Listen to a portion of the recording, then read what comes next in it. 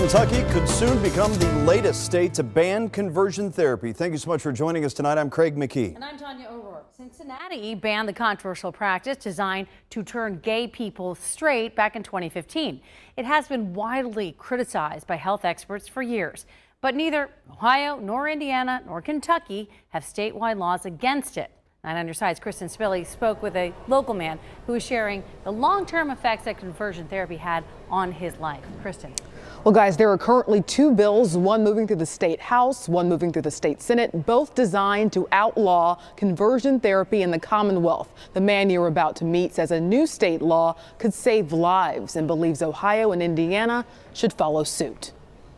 It's just a lot of very harmful, archaic ways of thinking. Dan Davidson was 15 years old when his church urged his parents to consider conversion therapy. Gender stereotypes, men acting more like men, women acting more like women. He went for about 6 months. It was the first time I ever myself had suicidal ideation, and very quickly, once I realized I'm evil, there's something wrong with me, I have to end my life. Davidson's far from alone. It's why 19 states across the country have now banned conversion therapy, and Kentucky could be next. Under the previous administration and under the previous dynamics in Frankfurt, that there was very little likelihood that this would get traction. Jason Crosby is a Baptist reverend based in Louisville, raised in northern Kentucky. He spoke out this week in favor of both Senate Bill 85 and House Bill 199. For me,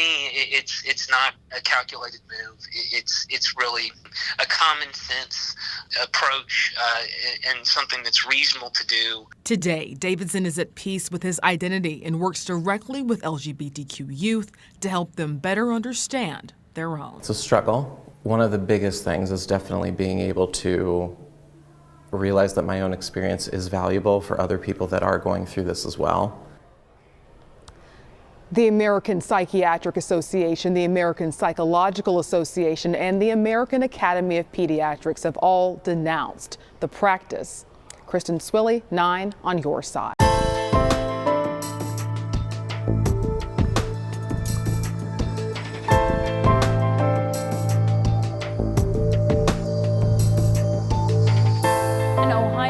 Kentucky are closer than ever to banning a widely debunked practice known as conversion therapy, which claims to turn gay people straight. Tonight, we're digging deeper into what a statewide ban will do and what legal loopholes might exist. WCPO 9 News reporter Kristen Swilley spoke to those who've experienced conversion therapy firsthand. She shares their takes on these potential new laws. It's just extremely problematic. Dan Davidson says he underwent conversion therapy at this facility in Clifton. Despite a ban on the practice in Cincinnati, Prodigal Ministries remains open today, claiming it can stop same-sex attraction. It's very hard to know that this office still is in existence and that this is still a practice that is still going on. That's because of a loophole that only stops certain counselors from practicing. It doesn't in any way affect spiritual advisors or religious folks who use conversion therapy, and it only applies to folks that are licensed by the state. It's the same case for proposed legislation in the Commonwealth. Members of Ban Conversion Therapy Kentucky have fought to outlaw the practice at the state level for years. They say, though these laws won't protect everyone, they're a start. Limiting it beyond licensed folks would be really almost impossible under the way our Constitution is written. A Covington City Commissioner recently introduced the idea of a conversion therapy ban. Despite its limitations, LGBTQ advocates say it's something that carries a lot of symbolic weight and raises awareness. Conversion therapy is something that we're hearing a lot about across the country and even here in Kentucky. And so making sure that we're taking the steps to protect youth. It's incredibly important that the dialogue is happening and that, we have gotten that far. I think that the important thing is that we make sure that the ground that we have gotten, everyone knows what it is. Now, the American Psychiatric Association, the American Psychological Association, and the American Academy of Pediatrics have all denounced conversion therapy. Kristen Swilley, WCPO 9 News.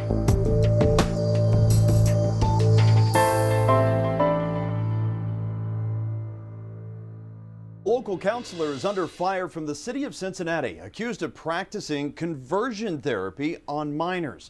It's a controversial and widely debunked practice designed to turn gay people straight and was outlawed by the city in 2015. This is the first time the city's issued a cease and desist for violating the ordinance. Tonight, WCPO 9 News reporter Kristen breaks down how claims against Prodigal Ministries came to light with response from the business owner.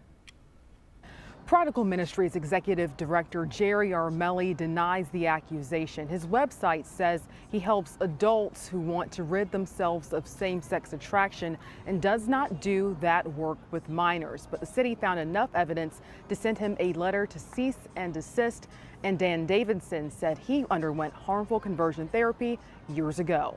I knew in every fiber of my being that this was wrong. Dan Davidson was 15 years old when he says Prodigal Ministries tried to change him from gay to straight. It becomes a part of you, and you have to kind of actively fight against it all the time. He recently brought the Corryville business to the attention of council member Chris Seelbach, who pushed for a citywide ban on the practice concerning minors in 2015.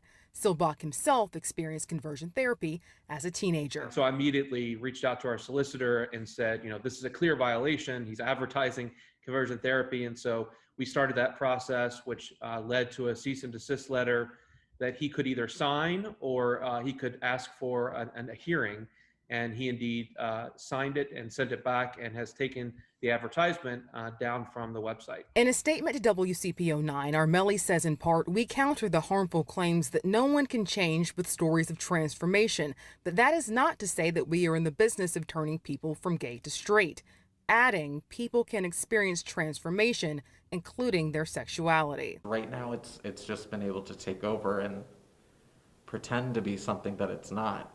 And what we're doing is basically calling it what it is. Davidson says the city's action is an important first step, but he argues a larger network of conversion therapy across the tri-state needs to be dismantled, and a key part of that is a ban at the state level. I just want to make sure that, people, places like this are put on notice, but also, on the other hand, keep giving families and teenagers tools to be able to deal with life more effectively. Seelbach says Armelli signed the letter and agreed to comply. We've posted the letter from the city and Armelli's full statement on our website, WCPO.com. Kristen, WCPO.